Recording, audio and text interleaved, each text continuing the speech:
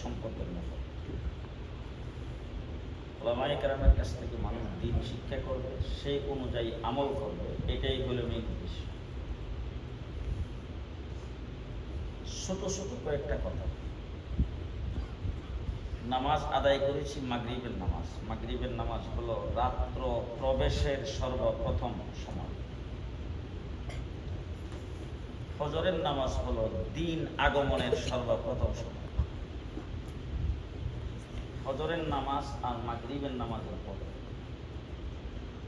রাসূলুল্লাহ সাল্লাল্লাহু আলাইহি ওয়াসাল্লামের পক্ষ থেকে নির্ধারিত কিছু আমল উম্মতের জন্য আল্লাহর নবী দিয়েছেন। 5 ওয়াক্ত নামাজের পরে কিছু নির্ধারিত আমল আছে। নামাজ যেই ব্যক্তি 5 ওয়াক্ত সহি করে পড়বে, আল্লাহ তার পেছনের গুনাহ খাতা মাফ করে দেবেন। 1 ওয়াক্ত নামাজের পরে আরেক ওয়াক্ত নামাজ আসতে মধ্যখানে যে সময়টা, এই সময়ে আমাদের দ্বারা ভুল ত্রুটি হওয়াটাই তো স্বাভাবিক।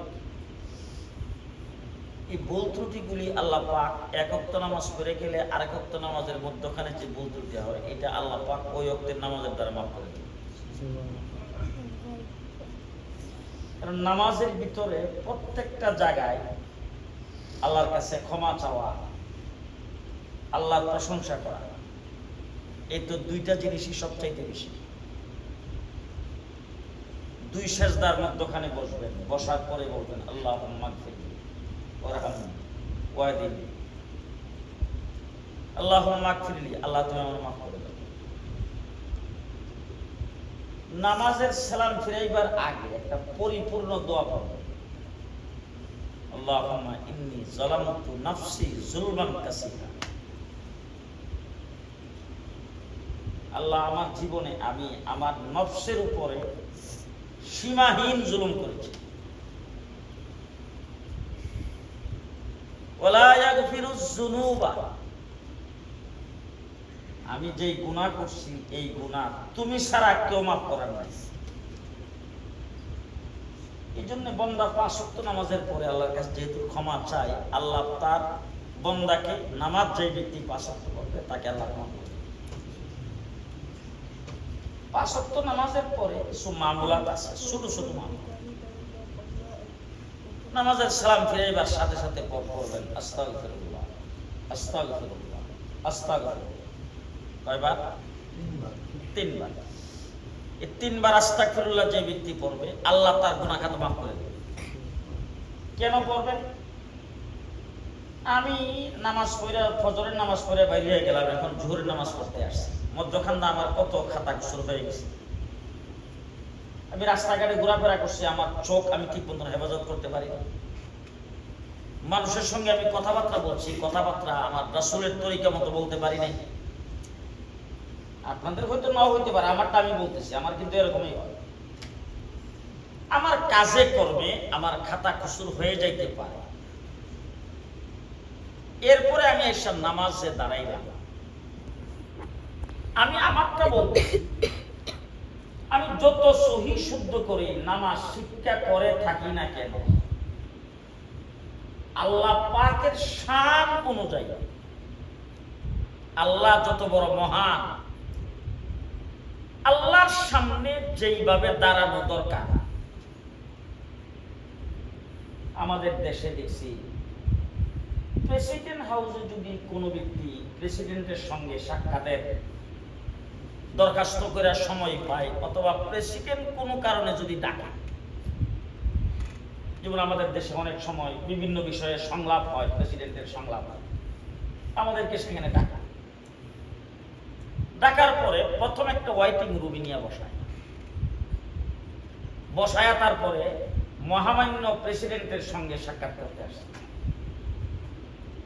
কার সাথে? মহামান্য প্রেসিডেন্ট। যাইয়া ওনার এখানে বসবেন, সামনের চেয়ারটা ওনার জন্য থাকবে, ওনার পাশের চেয়ারটা ওনার ফার্স্ট সেক্রেটারির জন্য। এরপরে ডাইনে বামে 2 সারিতে চেয়ার আছে, 2 সারিতে আপনারা বসবেন, আপনাদের সিনিয়রিটি জুনিয়রিটি মেনটেন করে।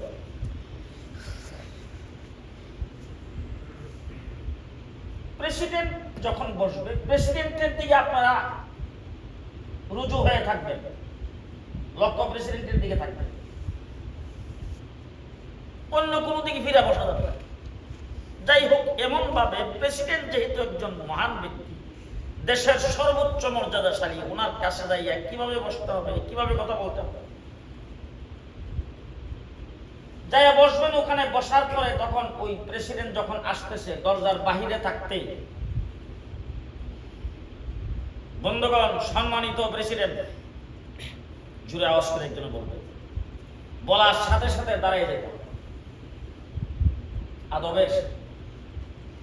প্রেসিডেন্টের সামনে আদবের সাথে দাঁড়াইতে হবে। নামাজ আয়েশা কার সামনে দাঁড়াইছে? আল্লাহ কত আল্লাহ কত বড় মহান। সুতরাং আমি দাঁড়াইছি আমার মাসলা মাসাইল অনুযায়ী, আমি আমাকে নিজে যতটুকু জানি যাই না শুনে আমি দাঁড়াইছি, কিন্তু তারপরও আমি যেহেতু আল্লাহ পাকের শান মোতাবেক আমার জন্য আমার দ্বারা দাঁড়ানোটা হইবে না, এই জন্য আমার দাঁড়ানোতে ভুল হইতে পারে। আমি আল্লাহু আকবার করে নিয়ত বানছি, আমার হাত উঠানোতে ভুল হইতে পারে। আমি আল্লাহু আকবার বলছি, বলার মধ্যে ভুল হইতে পারে। আমি সূরা কেরাত পড়ছি, নামাজের মধ্যে দাঁড়ায় রইলাম, সেজদার জায়গার মধ্যে তাকায় থাকা আমার নজরটাই দৃষ্টিদিক হইতে পারে। সুতরাং আমি যে নামাজটা পড়লাম এর মধ্যে ভুল ত্রুটি হইতে পারে, সালাম ফিরেই বললাম আস্তাগফিরুল্লাহ আস্তাগফিরুল্লাহ আস্তাগফিরুল্লাহ, আল্লাহ মাফ করে দাও, বলা দরকার কিনা? জি।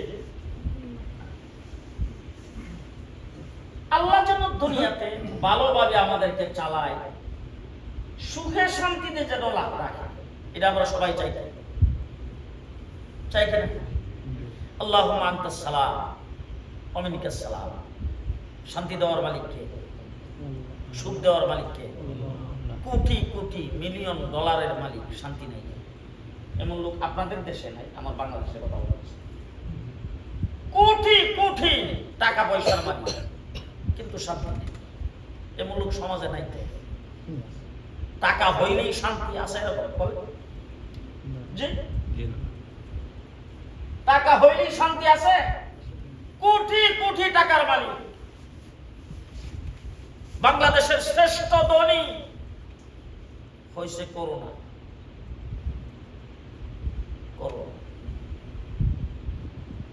যে মানুষ জীবনে কারোর সামনে মাথা নত করে নাই, নার্সের হাতে ধরে বলতেছে আমার শ্বাসটা খালি স্বাভাবিক করে দাও, যা তোমার দরকার।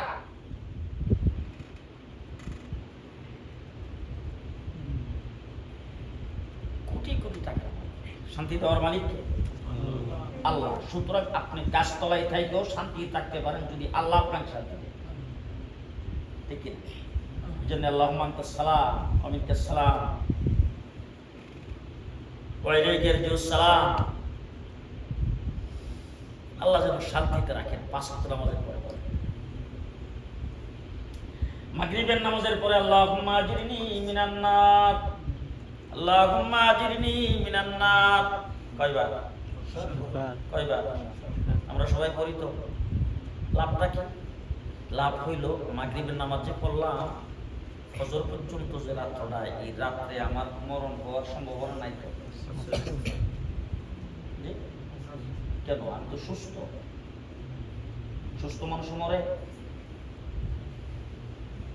ঘুমাইছে, ঘুমের মধ্যে মানুষ মরছে, এরকম তো আপনাদের বংশের মধ্যে কারো হয়নি তো জীবনে, কোনো আত্মীয় স্বজনের মধ্যে। ঘুমাইছে আর ঘুম থেকে উঠে, ঘুমের সময় কি দোয়া করি? আল্লাহুম্মা বিসমিকা আমুতু ওয়া আহিয়া। ঘুম হইল মরণের অর্ধেক। ঘুম হইল মৃত্যুর বাই। সুতরাং আপনি ঘুমাইলেন,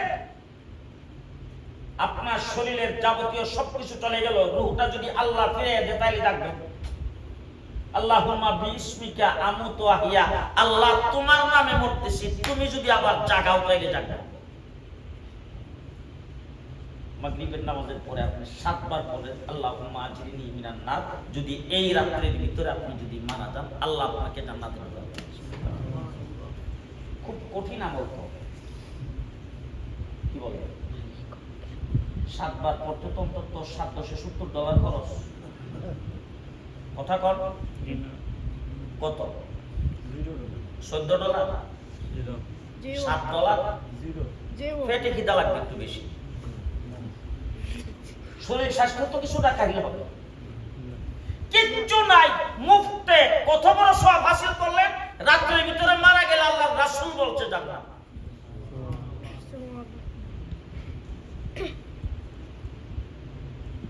2 নাম্বার, সবসময় আমরা একটা দোয়া আল্লাহ পাকের দরবার করি, আল্লাহ মৃত্যুর সময় যেন ঈমান নসিব করি কিনা? বুড়া মানুষ যারা অসুস্থ তাদের কাছে যখন যাই তখন তারা প্রথম দোয়া যেটা চায়, দোয়া করেন আল্লাহ যেন ঈমানের সাথে দুনিয়াতে থাকে। আমার আব্বা আম্মা 2 জন একদম সাহেবের লাশ, আলহামদুলিল্লাহ এখনো পয়সা আছে। যত মানুষের সঙ্গে দেখা সাক্ষাৎ হয়, আমার আব্বার হাজার হাজার ছাত্র যারাই দেখা করতে আসে শুধু একটা কথাই বলে, আল্লাহ যেন ঈমানের সাথে, ঈমানের সাথে। মৃত্যুর সময় ঈমান সবচাইতে বড় জিনিস। বিভিন্ন জায়গায় আমরা ওয়াজ শুনি, আলেম সুপারিশ করে, জানি না কার হালাত কি হবে। নবীরা পর্যন্ত তো অস্থির হয়ে যাবে, নবীরা পর্যন্ত তার উম্মতের কথা স্মরণ থাকবে না, সবাই বলবেন নাফসি নাফসি। তো ওই জায়গার মধ্যে আমি জুনায়েদ আল হাইদের কি অবস্থা হবে তার কোনো খবর আছে? এখন কিন্তু আপনাদের এখানে যারা বন্ধু বান্ধব যারা আছে তারা হুজুর হাসরের ময়দানে কিন্তু আমরা বুঝলেন না। যাই হোক, মানুষের এটা নেক নজর। আমি আলেম একজন হাফেজ মা বাবা জান্নাতে যাইব, হাফেজ 10 জনকে সুপারিশ করে জান্নাতে নিবে, আলেম 70 জনকে সুপারিশ করে জান্নাতে নিবে, আলেম তার পুরা গোষ্ঠীকে সুপারিশ করে জান্নাতে নিবে। একজন আলেমকে আপনি উজুর পানি আগে দিচ্ছেন, সে আলেম আপনাকে সুপারিশ করবে, হাদিসের মধ্যে আছে। যারা জান্নাতি, যাদেরকে আল্লাহ তাবারক ওয়া তাআলা সুপারিশের জন্য যাদেরকে আল্লাহ পাক অনুমতি দিবেন, আল্লাহর অনুমতি ছাড়া কেউ সুপারিশ করতে পারবে না। ওই দিন ওই মানুষগুলি সব জাহান্নামের গেটের মধ্যে দাঁড়াবে, লাগবে সুপারিশ করে।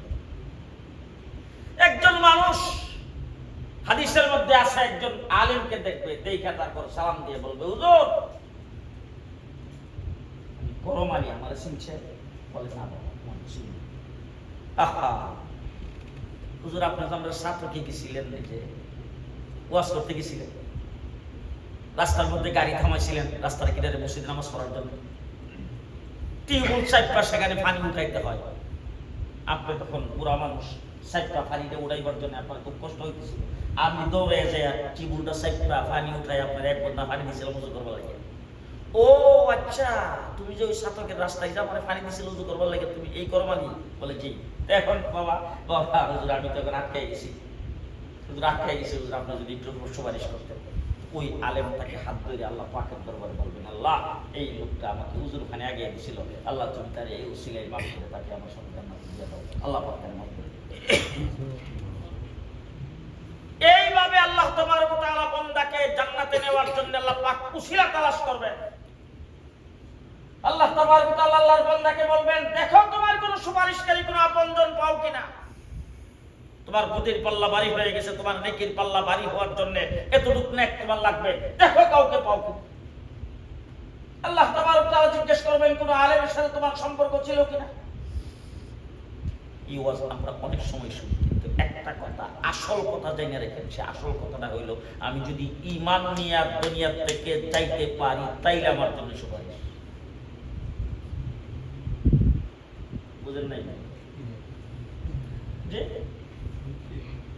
একমাত্র মুহাম্মদুর রাসূলুল্লাহ সাল্লাল্লাহু আলাইহি ওয়াসাল্লাম ছাড়া হাসরের ময়দানে আদম থেকে ঈসা পর্যন্ত সমস্ত নবীরা আল্লাহ পাকের দরবারে সুপারিশ করার সাহস পাবে না।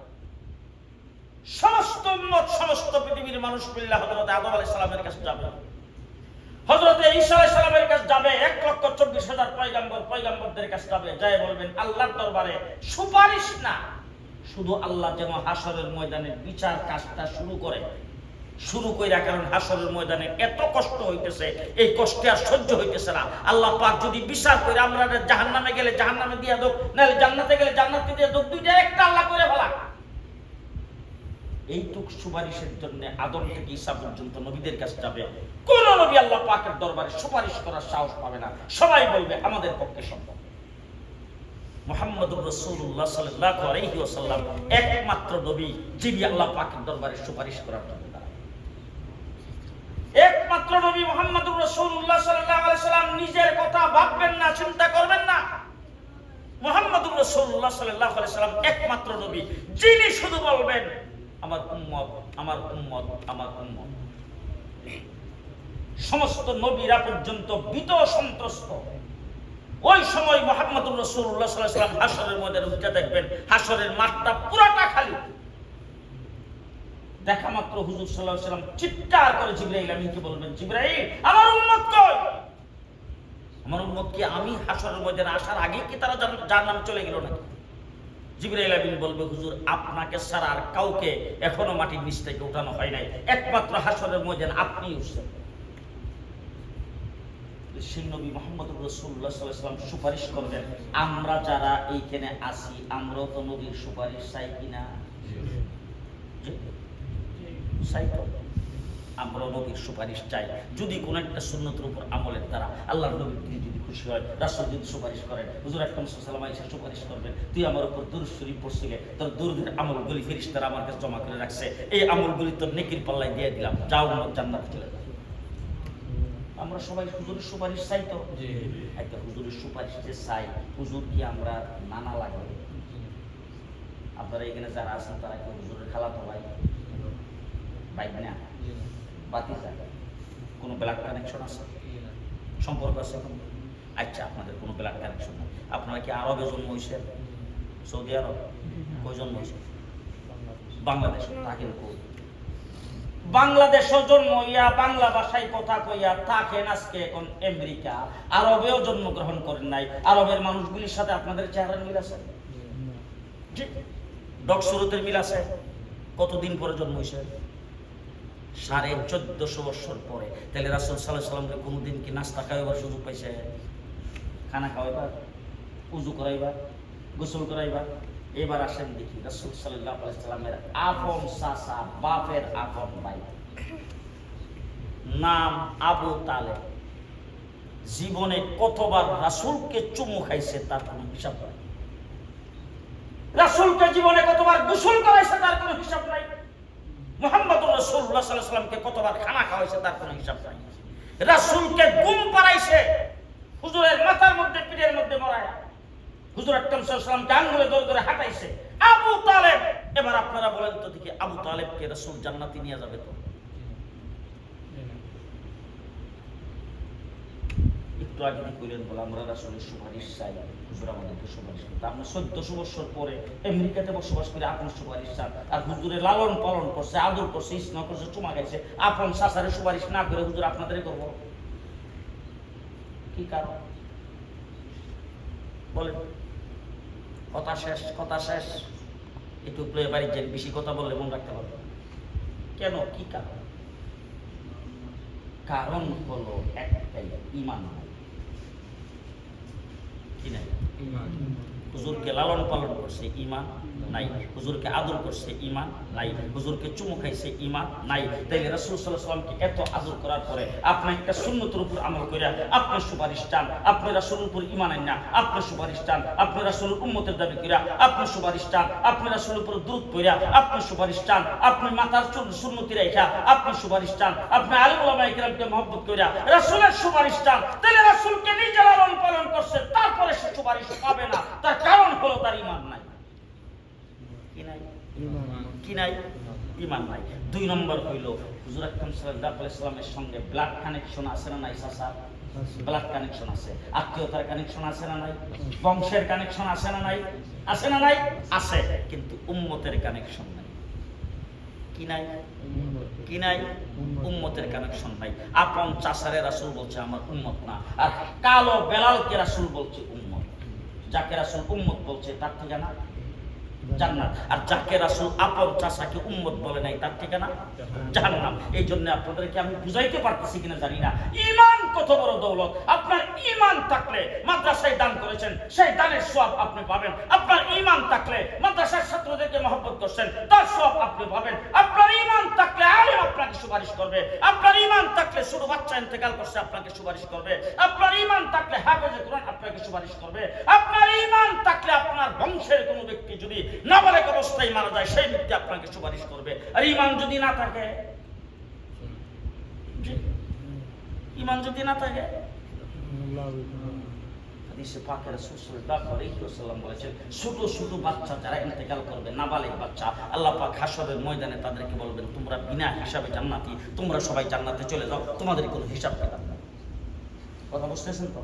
তখন ছোট বাচ্চারা জান্নাতে না যায় কবে যে না আমরা জান্নাতে যাব না, এরা এসে মিজানের পাল্লার গোড়ার মধ্যে লাইন দিয়ে রাখা দিবে। ফেরেশতারা যে ধাক্কাই কো, তোমরা এখান থেকে সরো, তোমরা জান্নাতে যাওয়ার জন্য আল্লাহ ঘোষণা করছে, তোমাদের কোনো গুনাহ খাতা নাই, তোমাদের কোনো পাপ নাই, তোমাদের কোনো হিসাব কিতাব নাই, তোমরা তাড়াতাড়ি জান্নাতে চলে যাও। বাচ্চারা কই যারে দৌড় রাখো। আশ্চর্য কথাবার্তা। আমরা কি দুনিয়াতে নিজে নিজে গেছিলাম না আমরা যাওয়ার কোনো মাধ্যম আছে? ফেরেশতারকে বলে কেমন মাধ্যম বলে আমাদের মা বাপ। মা বাপ যদি না থাকতো তো আমরা দুনিয়া যাইতেই পারতাম না। তাহলে মাধ্যম যেহেতু মা বাপ, আমাদের মা বাপরা সারা আমরা জান্নাতে যাইতাম না।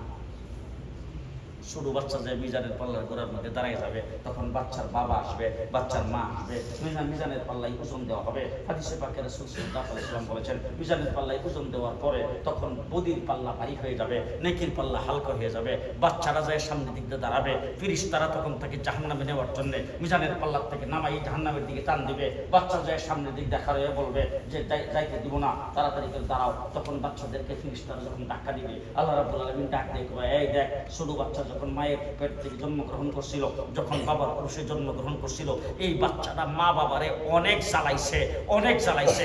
বাতের প্লেট নিয়ে খাইতে বসছে, প্লেটের মধ্যে যায় পাড়া মারছে, গ্যালাস ভাঙিয়ে ফেলাইছে, এই করছে সেই করছে, কিন্তু বাচ্চার মা বাবা তার অত্যাচার সব ভোগ করছে, তাকে উপর রাগ করে নাই, তাকে পিঠাই নাই, তাকে আদর স্নেহ করে লালন পালন করছে। আজকে বাচ্চার বাবা মা যেমন ভাবে তার অত্যাচার, তার কথাবার্তা, তার জীবন অত্যাচার, তার জীবন জ্বালা যন্ত্রণা ভোগ করছে, আমি আল্লাহ পাক আজকে তার জ্বালা যন্ত্রণা সহ্য করব। বাচ্চারা কি বলতে চাই তোমরা শোনো। বাচ্চা তখন বলবে, আমার বাবা আমার মা তার বুদির পাল্লা ভারী হয়ে গেছে, নেকির পাল্লা হালকা হয়ে গেছে, আমার তো কোনো গুনাহ খাতা নাই, আমাকে তো আল্লাহ পাক জান্নাতে যাওয়ার কথা কইছে, আমি আমার বাপকে সারা যাইতাম না, আমি আমার বাবাকে সারা যাইতাম না। যখন এই কথা বলবে তখন ওই বাচ্চারাকে জিজ্ঞেস করবে, তোমার বাবা যাইব কেমনে, তোমার বাবার তো কোনো নেক নাই, আর তোমার তো কোনো নেক আমল নাই যে তুমি কেমনে যাইবা। তখন শুরু বাচ্চাটা কইব, আমার মা আমারে কইতো, ক আল্লাহ আল্লাহ আল্লাহ আল্লাহ, ক আল্লাহ আকবার। তো নামাজের মধ্যে আমার মা দাঁড়াইতো, আমি যে নামাজের সাইডে দাঁড়াইতাম, দাঁড়াইয়া তারপরে আমিও মাল্লাকে সেজদা করতাম। ফেরেশতারা কইতো, তুমি তো সেজদা করতাম, তুমি নামাজের মুসল্লার মধ্যে শুয়ে পড়তাম। ফেরেশতারা কইতো, তুমি তো সেজদা করতাম, তুমি নামাজের মুসল্লার মধ্যে শুয়ে পড়তা, আর তুমি তো আল্লাহু আকবার বলতে পারো না, আল্লাহু আকবার কি কইতা, আল্লাহু আকবার কইতা। এই বাচ্চারা ডাক দিয়ে কো, আমি যে শুয়ে পড়তাম এটি আমার লাগে সেজদা, তখন আমি সেজদা জানতাম না, আর আমি যে আল্লাহু আকবার কইতাম এটি আমার আল্লাহু আকবার। আল্লাহ রাব্বুল আলামিন সাথে সাথে ডাক দেখো, ও ফেরেশতারা, হে যে আল্লাহু আকবার কইতো, তখন তো হের জবানটা আমি পরিষ্কার করি নাই, আমি পরিষ্কার করি নাই, এই জন্য সে আল্লাহু আকবার ঠিক মতো কইতে পারে নাই। হে যে আল্লাহু আকবার কইতো, এটাই হলো আল্লাহু আকবার, হে যে শুয়ে পড়তো এটাই সেজদা। সুতরাং ওই সময় তার নেক আমলের দরকার নাই, সে আমার সেজদা করছে, আল্লাহু আকবার করছে, এই নেক আমলগুলি তার বাবার মিজানের পাল্লার মধ্যে নেকির পাল্লায় দিয়ে দেয়। এইভাবে নেকির পাল্লার মধ্যে দিবে, তারপর আমার মতো গুনাহগার যারা তাদের হবে না। তখন যখন হবে না, তখন বাচ্চা নিয়ে যখন টান দিবি আর কি, দেওয়ার পরে তখন বাচ্চা এসে কইব, আমার এই নেকির পাল্লা উঠাও, আমার যে বুড়িটা এটা তো একটা ওজন আছে, আমার উঠাও। অনেক মানুষ বেশি গুনাহগার, আমার মতো এরকম বেশি গুনাহগার যারা, এরকম বডিটা উঠাইবার পরও হবে না, তখন কি করবো জানেন?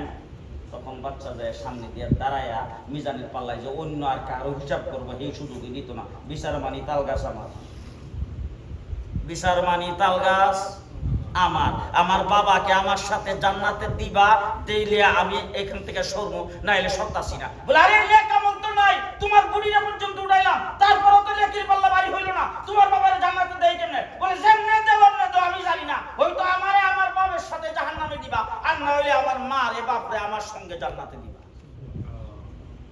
নইলে মানি না। এই যে ছোট বাচ্চা যে সুপারিশ করবেন, এই বাচ্চা এখানে দাঁড়ায় রয়েছে, আহা মিজানের পাল্লার মধ্যে একজনের পর একজনকে উঠাইতেছে। বাচ্চারা এখানে দাঁড়ায় রয়েছে, দাঁড়ায় দাঁড়ায় দেখতেছে শেষ পর্যন্ত বিচার কার্য শেষ। জাহান্নামীরা জাহান্নামে চলে গেছে, জান্নাতীরা জান্নাতে চলে গেছে। বাচ্চা এখানে দাঁড়াই আছে, শেষ পর্যন্ত চোখের পানি ফেলবে আর বলবে, আহা আমার বাবা ঈমান নিয়ে আসতে পারে নাই, আমার মা ঈমান নিয়ে আসতে পারে নাই, যার কারণে আজকে মিজানের পাল্লায় ওজন তাদের হয় নাই। কারণ বেঈমান যে তাকে বিনা হিসাবে জাহান্নামে ফেলে দেওয়া। কথা কি বুঝে আসতেছে আপনার? তাহলে সবচাইতে বড় জিনিস কি? ঈমান। সবচাইতে বড় জিনিস কি? ঈমান। সবচাইতে বড় জিনিস ঈমান। সুতরাং ঈমান যদি থাকে তাইলে জান্নাতে যাইতে পারবো, ঈমান ছাড়া কোনো ব্যক্তি জান্নাতে যাইতে পারবে না। এই জন্য কাজকর্ম যখন করব, যত কাজকর্ম করব, সমস্ত কাজকর্মের মধ্যে আমাকে খেয়াল রাখতে হবে ঈমান যেন আমার না যায়। কথা কথা আমাদের বাংলাদেশের একজন বহুত বড় বুজুর্গ ছিলেন, হযরত মাওলানা দেলওয়ার হোসেন সাহেব। বাড়ি ছিল কুমিল্লা লাকসাম, ওনার গ্রামের নাম ছিল ফেনোয়া, এই জন্য ওনাকে ফেনোয়ার হুজুর বলতো, ফেনোয়ার হুজুর। হযরত মদনী রহমতুল্লাহ আলাইহির আজাল্লে খলিফা আপনাদের সেইখে বর্ণবী, সেইখে বাগা, সেইখে কোরিয়া, সেইখে কাতিয়া, এই সমস্ত বুজুর্গরা ওনার কাছে এসে বসে থাকতো, হযরত মদনী রহমতুল্লাহ আলাইহির আজাল্লে খলিফা। তো উনি একটা ওয়াজ সব সময় করতেন, বাবারা গুনাহকে গুনাহ মনে কইরা করো, গুনাহকে গুনাহ মনে কইরা করো, গুনাহকে কোনোদিন হালাল মনে করে করবা না, গুনাহকে কোনোদিন জায়েজ মনে করে করবা না। যদি গুনাহকে জায়েজ মনে করে করো, গুনাহকে যদি হালাল মনে করে করো, গুনাহটাকে যদি হালাল মনে করে করো, আর গুনাহকে যদি গুনাহ মনে না করে করো, তাইলে তোমার ঈমান থাকবে না। কোনো ব্যক্তি যদি নামাজ পড়ে না, কিন্তু নামাজ না পড়ার দ্বারা সে অন্যায় করতেছে, এটা যদি তার ভিতরে থাকে, তাইলে সেই ব্যক্তির ঈমান থাকবে। আর যদি মনে করে যে নামাজ পড়া লাগবে, যদি নামাজকে এনকার করে, তাইলে সেই ব্যক্তির ঈমান চলে যাবে।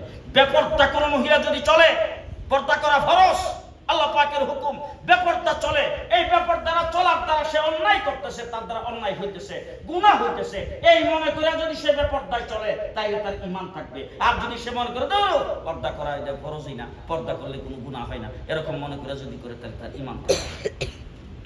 মনে থাকবে? মনে থাকবে? 2 নম্বর কথা, আপনি যখন ইন্তেকাল করলেন, দুনিয়া থেকে যখন আপনি চলে গেলেন, আপনি চলে যাওয়ার পরে আপনার মৃত্যুবরণ করার সাথে সাথে আপনার আমল শেষ। আমল শেষ, আপনি আর কোনো আমল আপনি করতে পারবেন না, আপনার আমল শেষ হয়ে যাবে। এখন আপনি যখন কবরে যাবেন, কবরে যাওয়ার সাথে সাথে আল্লাহ তাবারক ওয়া তাআলা আপনাকে জান্নাত অথবা জাহান্নাম দিয়ে দিতে পারতো না? কি কম? হাসরের ময়দানে মিজানের পাল্লা কায়েম করে আমাদেরকে সেই জায়গার মধ্যে হাজির কইরা, তারপরে সেই জায়গার মধ্যে আমাদেরকে নিয়া, এরপরে আমাদের হিসাব নিকাশ কইরা, তারপরে আমাদেরকে জাহান্নাম অথবা জান্নাতে দেওয়ার এই সমস্ত ইন্তজামের দরকার আল্লাহ ছিল। আপনি যখন কবরে যাবেন, আমি যখন কবরে যাব, আল্লাহ পাক আমাদের বিচার কাজটা সমাধান কইরা, আমি জাহান্নামে যাওয়ার হলে জাহান্নামে দিয়ে দিত, জান্নাতে যাওয়ার হলে জান্নাতে দিয়ে দিত। এটা আল্লাহ পারতো না? আল্লাহ পারতো না? কিন্তু আল্লাহ তাবারক ওয়া তাআলা আমাদের উপর দয়া করেছেন, মায়া করেছেন, এই জন্য আমাদেরকে কবরে যাওয়ার পরে আমাদের হিসাব নিকাশ ফাইনাল না করে আল্লাহ পাক কবরে দিয়ে দেন। যদি কবরে আপনি নেককার হিসেবে যায় থাকেন, তাহলে জান্নাতের সুযোগ সুবিধা ভোগ করবেন, আর যদি কবরে বদকার হিসেবে যান, তাইলে কবরের আযাব হবে। এরপরে আপনি হাসরের ময়দানে উঠবেন, সেখানে আপনার চূড়ান্ত ফয়সালা হবে, জান্নাতে যাবেন না জাহান্নামে যাবেন। ও আমার বাইরে, এই কাজটা আল্লাহ পাক আমাদের উপর দয়া করে করছেন। কেমন দয়া করে করছেন? মনের দিলের কান দিয়ে শুনবেন, কেমন দয়া করে করছেন। আপনি যখন দুনিয়া থেকে চলে গেলেন, এই যে মসজিদটা, এই মসজিদটা আপনারা ইন্তজাম করেছেন। কারা করেছেন? আপনারা ইন্তজাম করেছেন। এরকম মানুষ আছে না আপনাদের সমাজে, যে এই মসজিদটা প্রথম বানাইছিল, প্রথম মসজিদের পারমিশন নিয়ে এখানে নামাজ শুরু করছিল, যাদের মাধ্যমে এই লোক এখন দুনিয়াতে নাই, এমন মানুষ আছে না? আছে না? খুব ভালো করে মনে রাখেন, যারা প্রথম এই মসজিদ নামাজ পড়ার জন্য এটাকে বানাইছে, পারমিশন নিছে, নিয়ে তারপর মসজিদের কার্যক্রম শুরু করছে, ওই মানুষ যারা দুনিয়া থেকে চলে গেছে, ওনারা দুনিয়া থেকে চলে গেছে, মসজিদ আছে কিনা? মসজিদ আছে কিনা? এই মসজিদের মধ্যে যত ওয়াক্ত নামাজ হইতেছে, যত ওয়াক্ত নামাজের মধ্যে ফরজ, ওয়াজিব, সুন্নত, যত রাকাত নামাজ মানুষে পড়তেছে, সমস্ত রাকাতের সম পরিমাণে সওয়াব তার আমল নামে এড হইতেছে। দ্বিতীয় নম্বর, ওই ব্যক্তি যখন কবরে গেছেন, তখন তার বদ আমল কম, বদ আমল বেশি, নেক আমল কম। সেই ব্যক্তি ওই সময় যদি তার হিসাব করে যদি আল্লাহ তাবারক ওয়া তাআলা ফয়সালা করতেন, তখন তাকে জাহান্নামে দেওয়া রাখতো। কিন্তু সেই ব্যক্তি কবরে যাওয়ার পরে কবরের আযাব হইতেছে ঠিক, কিন্তু সেই ব্যক্তির ছেলে নামাজি, মেয়ে নামাজি, ছেলে নামাজ কোরআন পড়া জানে, মেয়ে কোরআন পড়া জানে, তার নাতি হাফেজে কোরআন, তার নাতি নাতনি কোরআন পড়া জানে, ছেলের নামাজ পড়ে, বেগম সাহেব নামাজ পড়ে, তারা সবসময় দোয়া করতেছে, তাদের দোয়া, তাদের তেলাওয়াত, তাদের আমলের সওয়াব ওই তার আমল নামার মধ্যে অ্যাড হইতেছে। আল্লাহ তাবারক ওয়া তাআলা কবরে থাকতেই তার কবরের আযাব মাফ করে দিয়েছে। হাসরের ময়দানে যখন উঠবে তখন পাহাড় পরিমাণ নেক নিয়ে উঠবে। এটা আল্লাহ আমাদের প্রতি দয়া করলো কিনা বলেন? দয়া করলো কিনা বলেন? কবরে যখন তুমি গেছো তখন তোমার নেক আমল কম, সে আমল কম হওয়ার কারণে তুমি চাইতা জাহান্নামে। তোমার ছেলে, তোমার নাতি রক্ত, তোমার বংশের মধ্যে তোমার ছেলেকে আলেম বানায় গেছো, আলেম তার ছেলেবেলারা আলেম হয়েছে, সে মাদ্রাসায় পড়াইছে, সে আরো হাফেজ বানাইছে, তোমার আমল নামায় হাজার হাজার কোরআন খতমের সওয়াব বসতেছে।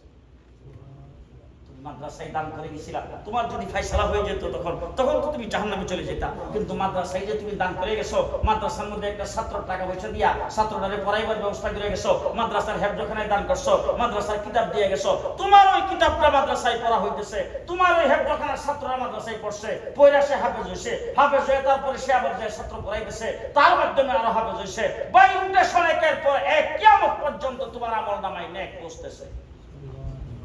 তুমি যখন কবরে গেছো তখন বদকার হিসাবে গেছিলা, যখন তুমি হাসরের ময়দানে উঠছো তখন তুমি নেককার হিসাবে উঠছো। হাজার হাজার বছরের নেকের আমল তোমার আমল না হয়। আল্লাহ পাক আমাদের উপর দয়া করলো না? দয়া করলো না? এই জন্য আমার ভাইয়ে 1 নম্বর কাজ আমি আপনাদেরকে আজকে যে সবকটা দিতে চাই, সেই সবকটা হলো 1 নম্বর কাজ হলো আমার ঈমানকে ঠিক রাখতে হবে। আমার ঈমানকে ঠিক রাখতে হবে, ঈমানকে ঠিক রাখতে হবে। অর্থাৎ গুনাহটাকে কোনোদিন গুনাহ মনে করা ছাড়া করব না। গুনাহ করতেছি, আমার দ্বারা গুনাহ হয়ে যেতেছে, কিন্তু এটাকে জায়েজ মনে করে করব না, হালাল মনে করে করব। ঠিক আছে? 2 নম্বর হলো গুনাহ থেকে বাইসা থাকার চেষ্টা করব। করব তো ইনশাআল্লাহ, করব তো ইনশাআল্লাহ। 3 নম্বর হলো আমল, ছোট ছোট আমল করব, যেই আমলের দ্বারা মিজানের পাল্লায় ওজন বেশি হয়। আয়াতুল কুরসি 5 ওয়াক্ত ফরজ নামাজের পরে যে ব্যক্তি পড়বে, আল্লাহ পাক তাকে মৃত্যুর সময় ঈমান নসিব করবে। হাদিসে পাকে রাসূল সাল্লাল্লাহু আলাইহি ওয়াসাল্লাম বলেছেন, আয়াতুল কুরসি যে ব্যক্তি 5 ওয়াক্ত ফরজ নামাজের পরে পড়বে, সেই ব্যক্তির জন্য জান্নাতে যাওয়াটা শুধু মধ্যখানে মরণটা। কথা বলেন সুবহানাল্লাহ। তার জন্য জান্নাতে যাওয়াটা মানে মধ্যখানে কুন্ডা বাঁধা, খালি মরণটা, মরার পরেই কই জান্নাত। কথা মনে থাকবে তো? আল্লাহুম্মা আজিরনি মিনান নার 7 বার যদি পড়ে, তাহলে দিনের বেলা মারা গেলে, ফজরের সময় পড়ছে, দিনে মারা গেলে জান্নাত, মাগরিবের সময় পড়ছে, রাতে মারা গেলে জান্নাত। মন থাকবে তো? মন থাকবে তো? হ্যাঁ? বিপদ আপদ বালা মুসিবত, জাদু টুনা বান, জিন ভূত ফিতনি কোনটাই আপনার কাছে আসবে না 5 ওয়াক্ত ফরজ নামাজের পরে আয়াতুল কুরসি পড়বে। করব তো ইনশাআল্লাহ, করব তো ইনশাআল্লাহ। ঘরে যাইয়া মহিলাদেরকে একটু মেহেরবানি করে শিখিয়ে দিবেন, ঘরের দরজা লাগাইবার সময় যেন আয়াতুল কুরসি করে লাগায়, আবার সকালবেলা উঠে ঘরের দরজা খোলার সময় যেন আয়াতুল কুরসি করে বসে, বাচ্চাদেরকে ঘুম পাড়াইবার সময় যেন আয়াতুল কুরসি করে ঘুম পাড়ায়। কোনো ক্ষতি করবে, কোনো ক্ষতি আসবে না। আল্লাহ সবাইকে আমল করার তৌফিক দান করুন, সবাইকে আমল করার তৌফিক দান করুন। দুনিয়া থেকে আমরা একদিন চলে যাব, কিন্তু আমরা চলে যাওয়ার পরেও যাতে আমাদের নেক আমল বন্ধ না হয়, বলেন নেক আমল বন্ধ না হয়, সেটা কি কি? আমি আমার সন্তানকে নামাজি বানাই, সন্তানকে কি করব? নামাজি বানাই। সন্তান মসজিদে নামাজ পড়ার জন্য তাড়াহুড়া করে হাইটা যাইতেছে, আল্লাহ তাবারক ওয়া তাআলা ফেরেশতাদেরকে ডাক দিয়ে জিজ্ঞেস করে, ওই ফেরেশতারা এই ছেলেটা কোথায় যাবে? বলে আল্লাহ এত মসজিদে যাইতেছে। বলে মসজিদে তাড়াহুড়া করে যাইতেছে কেন? ফেরেশতারা বলে আল্লাহ তাড়াহুড়া করে যাইতেছে, তাকবীরুল্লাহর সাথে নামাজ পড়লে সওয়াব বেশি, এইজন্য জামাতের টাইম হয়ে গেছে, জামাতটার দরত তাকবীরুল্লাহ ধরার জন্য যাইতেছে। আল্লাহ জিজ্ঞেস করে তাকবীরুল্লাহর সাথে নামাজ পড়লে যে সওয়াব বেশি, এই যে সওয়াবের প্রতি তার আগ্রহ, এই যে তার আগ্রহ, এই যে তার আশা উদ্দীপনা, এইটা কোথা থেকে হইল? ফেরেশতারা কয় আল্লাহ তার বাবা ছিল 5 ওয়াক্ত নামাজি, তার বাবা তাকে মসজিদে নিয়ে যেত, নিয়ে তারপর অভ্যাস করছে 5 ওয়াক্ত নামাজ মসজিদে যায় পড়া লাগে, তাকবীরুল্লাহর সাথে নামাজ পড়লে সওয়াব বেশি। তার বাবা তারে তাবলীগে পাঠাইছে, তার বাবা তারে মাদ্রাসায় পড়াইছে, তার বাবা তাকে দ্বীন শিক্ষা দিছে, সে এই জন্য বাবার কারণে সে এখন তাকবীরুল্লাহর সাথে নামাজ আদায় করে। আল্লাহ রাব্বুল আলামিন ডাক দিয়েছে, তার বাবা কই? আচ্ছা বাবা যে দুনিয়াতে গেছে এটা আল্লাহ জানে তো, কথা বলা ফেরেশতাদের কাছ থেকে শুনতে ভালো লাগে। ফেরেশতারা জিজ্ঞেস করে তার বাবা কই, যখন কিছু তার বাবা কই, আর ফেরেশতারা বলে আল্লাহ তার বাবা তো কবরে। বলে তার কবরের মধ্যে অবস্থা কি? বলে তার বাবা তো আল্লাহ নেক আমলের দ্বারা পার হতে পারে নাই, কবরের মধ্যে আযাব হইতেছে। আল্লাহ রাব্বুল আলামিন ডাক দিয়ে এখন কবরের আযাবটা তার সরায়া দাও। 2 নম্বর হলো এই সন্তান তাকবীরুল্লাহর সাথে নামাজ পড়া, 5 ওয়াক্ত নামাজ জামাতের সাথে পড়া যতটুকু সওয়াব পাবে তার বাবার আমলনামায় সমপরিমাণে সওয়াব পাবে। সন্তান শেষ রাত্রে বেলা উঠছে, ঠান্ডা পানি দিয়ে উযু করতেছে, উযু করে যে সওয়াব পাবে বাবার আমলনামায় সেই সওয়াব পাবে। সন্তান কোরআন শরীফ খতম করে নিজে যে সওয়াব পাবে বাবার আমলনামায় সমপরিমাণে সওয়াব পাবে। এই জন্য সন্তানকে নেককার নামাজি করে দেখতে হবে। বলেন আল্লাহ পাক এই আমেরিকার জমিনে আপনাদের সন্তানের দেখ আল্লাহ পাক দিনদার বানাক, সকলে বলে আল্লাহ কোরআন পড়নেওয়ালা বানাক, আল্লাহ সকলের সন্তানদেরকে পরহেজগার বানাক, আল্লাহ সকলের সন্তানদেরকে 5 ওয়াক্ত নামাজি বানাক, আল্লাহ কবুল করুন, সকলে বলে। 2 নম্বর, আপনি কোন একজন নেক আমল করে গেছেন, বই পুস্তক লেখছেন, ফাজাইল আমাল আসেনি আপনাদের? এমন আসেনি ফাজাইল আমাল? বুখারী শরীফ, মুসলিম শরীফ আছে না? আছে না? ফাজাইল আমালটাই বলতে চাই। ফাজাইল আমাল লেখছেন হযরত মাওলানা শেখ জাকারিয়া রাহমাতুল্লাহ। কেন লেখছেন? আজকের গোটা পৃথিবীতে এমন কোন জায়গা নাই যেখানে ফাজাইল আমাল নাই, এমন কোন ভাষা নাই যেই ভাষায় ফাজাইল আমাল অনুবাদ হয় নাই। আপনাদের ইংলিশ ভাষা হয়েছে কিনা, বাংলা ভাষায় হয়েছে কিনা? ফাজাইলে আমাল হযরত মাওলানা শেখ জাকারিয়া রাহমাতুল্লাহ আলাইহি লিখে গেছেন। तमाम পৃথিবীর যত জায়গায় ফাজাইলে আমালের তালিম হইতেছে, যত জায়গায় ফাজাইলে আমল যত মানুষে পড়তেছে, যত পর্দার আড়ালের মেয়েরা পড়তেছে, সম পরিমাণে সওয়াব হযরত শেখ জাকারিয়া রাহমাতুল্লাহ আলাইহি আমল মধ্যে বসতেছে। বুখারী শরীফ ইমাম বুখারী রাহমাতুল্লাহ আলাইহি লেখছেন, মুসলিম শরীফ ইমাম মুসলিম রাহমাতুল্লাহ আলাইহি লেখছেন, আজকে যত মানুষ বুখারী পড়তেছে, আমাদের মাদ্রাসাগুলোতে বুখারী পড়া হইতেছে, বুখারী শরীফকে বলা হয় আসাফুল কুতুবে বাদা কিতাবিল্লাহ। আপনার কোরআনে কারীমের পরেই যার মর্যাদা। বুখারী শরীফ খতম করে যদি কোনো ব্যক্তি যে কোনো মাকসুদের জন্য দোয়া করে, আল্লাহ মাকসুদ পুরা করে। বুখারী রাহমাতুল্লাহ আলাইহি কবরে বসে বসে আজকে যে লক্ষ লক্ষ মানুষ বুখারী পড়তেছে, সমপরিমাণে সওয়াব পাইছে। ইলমি খিদমত।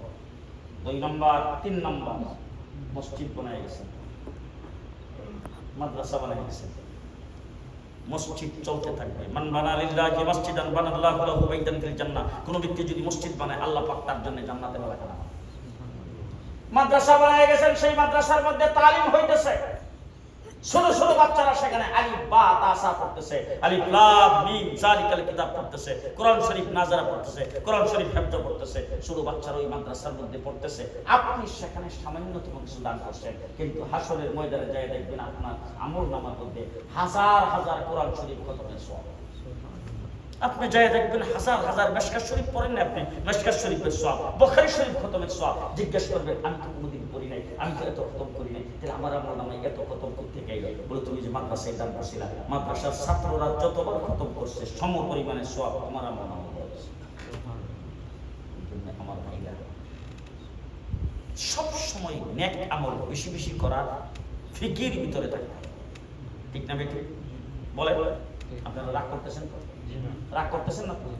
এই মসজিদ, এই বিল্ডিং এর মধ্যে তো আপনাদের অনেকের বাসা, আশেপাশে বাসা, ওই দুধপুরের বাসার থেকে আমি তো মনে করছি না জানি কত দূরে মসজিদ হইতে গাড়ি, উনি বাসা থেকে বাইরে 2 কেক দিচ্ছে, 8 কেক চলে আসে কাছে দাঁড়িয়ে মসজিদ।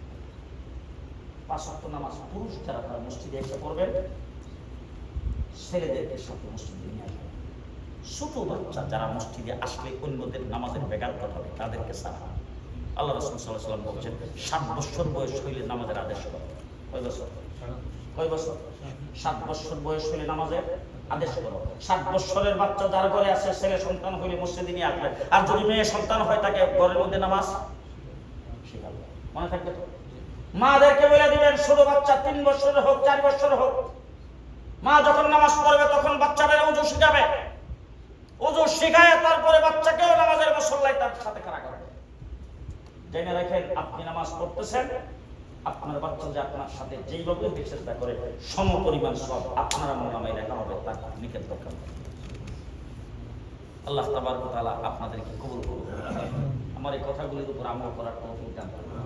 আপনারা যারা এখানে এসেছেন, আল্লাহ তাবারক ওয়া তাআলা আপনাদেরকে বাংলাদেশ থেকে এখানে আনছেন, আমি কি আপনাদের ইংল্যান্ডে আর এই আমেরিকার বিভিন্ন জায়গায় সফর করে দেখলাম সিলেটের মানুষ কোনখানের মানুষ অন্য ডিস্ট্রিক্টের কেউ তাকে রাখতে পারবে, সিলেটের মানুষ বেশি, যেখানে গেছে ওখানে সিলেটের লোক।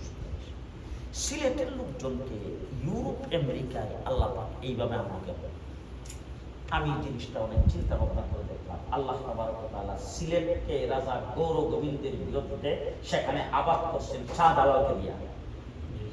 কারে দিয়া? কারে দিয়া? শাহজালাল মুজাহিদ আমানি রাহমাতুল্লাহি আলাইহি সর্বপ্রথম আসছেন ঢাকায়, ঢাকা সোনারগাঁ। সেখানে আইসা খবর পাইছে রাজা গৌর গোবিন্দ সিলেটে মুসলমানদেরকে অত্যাচার করতেছে। খবর পাইয়া তিনি 360 জন লইয়া তারপর রাজা গৌর গোবিন্দ খবর পাওয়ার পরে ওই সুরমা নদীতে যত নৌকা ছিল সব নৌকারে ফারে উঠাইতে দিয়েছে। বুঝেন না কথা? বুঝেন না? বুঝে 2013 সালের 6 এপ্রিলে যখন আমরা সবাই শাপলা চত্বরে আইছি, তখন ঢাকা বুড়িগঙ্গা নদীর নৌকা যা আছে সব ফারে উঠাইতে দিয়েছে, কেউ যাতে পারতে না। রাজা গৌর গোবিন্দ সুরমা নদীর যত নৌকা আছে সব কারা জঙ্গলের ভিতরে নিয়ে থয়ে দিছে, মৌলবীর গোষ্ঠী যেন পার হইতে না। এরপরে তার যত বাহিনী টাইনি আছে সবাই নিয়ে আসে তীর ধনুক দিয়া নদীর পারে খাড়া করছে। খাড়া করছে কি জন্য? যদি কেউ সাঁতরাইয়া পার হইতে চায় তাইলে এর নদীর বিক্রি হইবে। শাহজালাল মুজাহিদ আমানি রাহমাতুল্লাহি আলাইহি 360 জন নিয়ে আসা যখন নদীর পারে দেখছে নদী একদম পরিষ্কার, একটা নৌকা পার হইব কেমনে? শাহজালাল তার সাথী সঙ্গীদের ডাক দিয়ে কয়, এই ব্যাগের ভিতর থেকে নামাজের মুসল্লা কর। নামাজের মুসল্লার জন্য যখন ডাক দিছে তখন রাজা গৌর গোবিন্দের যে বাহিনী তারা শূন্য মনে মনে একজন হাসতে চার করেছে, এখন কোনো কাম তো পাইছে না, এখন ওই নদীর পারে নামাজের মুসল্লা বিষয়ে নামাজ পড়া সারা আর তো কোনো কাম না, পারবে কেমনে? ওরা মনে করছে নামাজের মুসল্লা মতো বিষয় জন্য করছে নামাজ পড়বার জন্য। সাথী সঙ্গী যারা ছিল তারাও মনে করছে যে যেহেতু নৌকা নাই পার হওয়ার জন্য, এখন নামাজের মুসল্লা খোলার কথা কইছে, হয়তো নামাজের মুসল্লাটা বিষয়ে আমাদেরকে বর্ষার কথা বলবে, এরপরে হয়তো নামাজ মানে এই নৌকা টোকা তালাশ করবে। নামাজের মুসল্লাটা যখন সবাই বিষয়ে মানে ব্যাগ থেকে খুলে যখন হাতে নিচ্ছে, শাহজালাল মুজাহিদ তার নামাজের মুসল্লাটা আগে যায় পানির মধ্যে মিশাইছে। পানি দেওয়ার উপরে নামাজের মুসল্লা বিছাইয়া ওনার নামাজের মুসল্লা উনি যখন প্রথমে উঠছে তখন সবাই বুঝে গেছে যে আমাদের নামাজের মুসল্লা একে একে 360 জন নামাজের মুসল্লা বিছাইয়া পানির মধ্যে নামাজের মুসল্লা। এবার নামাজের মুসল্লায় বিষয়ে যখন পানির মধ্যে বা শাহজালাল মুজাহিদ আমি নামাজের মুসল্লার ইশারা দিছে, নামাজের মুসল্লা পানির উপর দা বাসতে বাসতে জমি ফার যাইতেছে, তোরা যে তীর ধনুক নিয়ে দাঁড়াইছিল ওদের হাত থেকে তীর ধনুক যা আছে সব হাত থেকে অটোমেটিক পড়ে গেছে, এইদিকে সাইড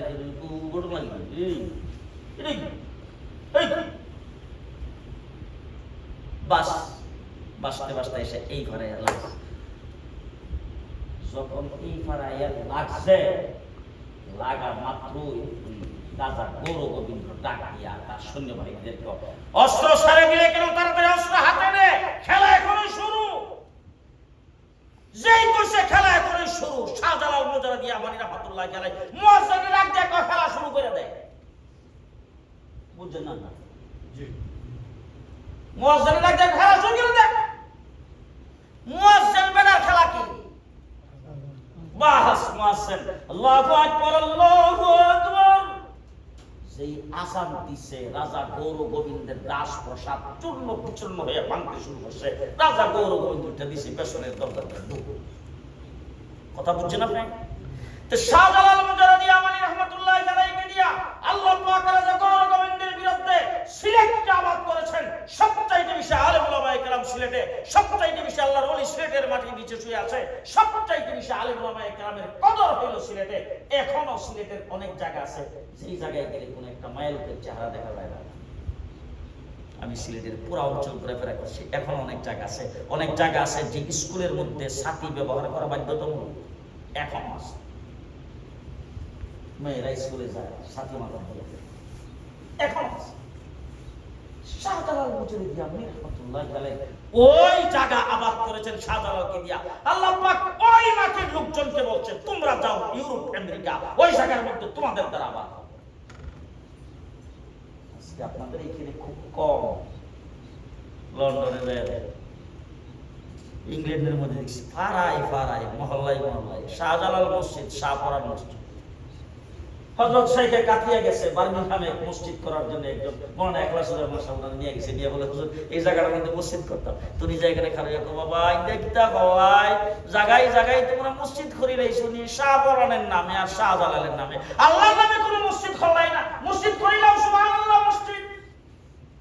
কি মসজিদ? সুবহানাল্লাহ মসজিদ। সবাই সুবহানাল্লাহ মসজিদের নাম হয়। আচ্ছা তুমি যখন কইছে সুবহানাল্লাহ মসজিদ, পরের বছর গেছে, আমিও গেছি, দেখলাই নি বা কারবার কারবার হইলে গিয়ে মানুষ যখন রোয়ানা হইছে যাইতো, একজনে ডাক্তার জিজ্ঞা কই যাও, বল সুবহানাল্লাহ মসজিদ। শোনা না সুবহানাল্লাহ মসজিদে। এই কই থেকে আইছো? বল সুবহানাল্লাহ মসজিদ থেকে নামাজ পড়ে আইছি। এই যে সুবহানাল্লাহ একবার কইলে আসমান জমিনের মধ্যখানে যে খালি জায়গাটা আছে আল্লাহ সওয়াব বুঝে দেয়। আর জান্নাতের ভিতরে আল্লাহ একটা গাছ লাগিয়ে দেয়, মসজিদের নাম কয়বার আর জিকির হইতে থাকবে। অনুরোধ করবো আপনারা যারা সিলেট থেকে আসছেন, আপনাদের ধর্মের ঐতিহ্য আছে, আপনাদের সন্তানদের ঐতিহ্য, মেয়েদেরকে পর্দা শেখা, গুনাহ থেকে বাইসা থাকার চেষ্টা করে। কথাগুলো মনে থাকবে তো? কথাগুলো মনে থাকবে তো? মনে থাকবে তো? ব্যাংকের মধ্যে ফিক্সড ডিপোজিট করতেছেন, আখিরাতের ব্যাংকে কিছু ফিক্সড ডিপোজিট করে। ওই যে বললাম কবরে যাওয়ার পরে নেক আমল করতে থাকবে। আলহামদুলিল্লাহ সুম্মা আলহামদুলিল্লাহ আপনাদের দ্বারা সেই কাজগুলি হচ্ছে, আল্লাহ তাআলা দ্বারা করতেছে। আমি আপনাদের এই সফরে এখানে আসি, আমার নাসিম আমার খুব স্নেহ ভাই, একবারে লুৎফুর ভাই আমার একবার অন্তরের মানুষ,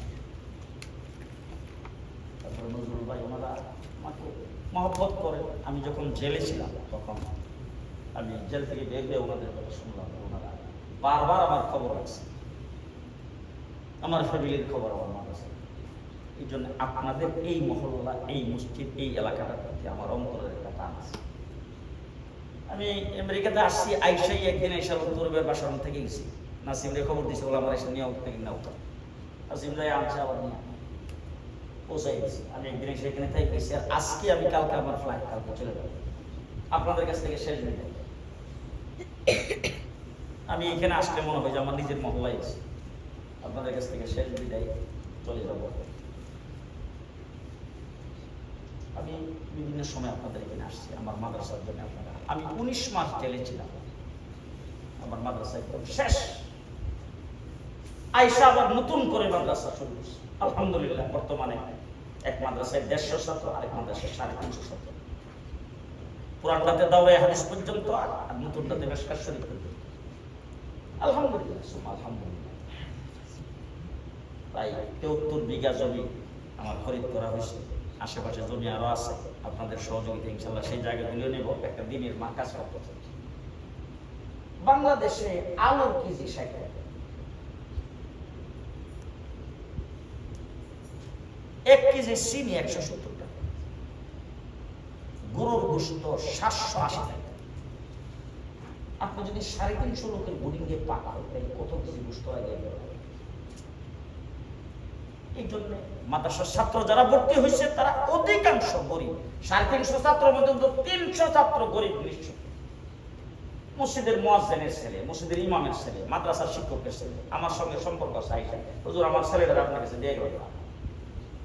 এইভাবে ছেলেদের মাদ্রাসায় আছে। আপনাদেরকে অনুরোধ করে বলবো, আপনারা যারা এখানে আসছেন স্বল্প মানুষ, আপনাদের পক্ষ থেকে মাদ্রাসার জন্য যতটুকু আপনারা পারেন কিছু মাদ্রাসার জন্য দিয়ে সাহায্য করবেন। সামনে আসতেছে কুরবানি, কুরবানি তো হয়তো আপনারা নিজের আত্মীয় স্বজন বা দেশে হোক বা এখানে হোক কুরবানির ব্যবস্থা করে ফেলছেন। আপনাদেরকে অনুরোধ করে বলবো যে আপনারা যদি একটা কুরবানি $800 হয়ে যায়, 800, $1000 দিয়ে মনে করেন যে 80,000, 90,000, 1 লাখ, 1,10,000 এরকম দিয়ে গরু কিনলে 12 গুণ, এর থেকে নিচে আসলে গরু চোখে লাগে। তো আপনি যদি $800 দেন তাহলে এটা কুরবানি হবে। আর যদি মনে করেন যে না আমি এক নাম দিব, তাইলে $120 দেন।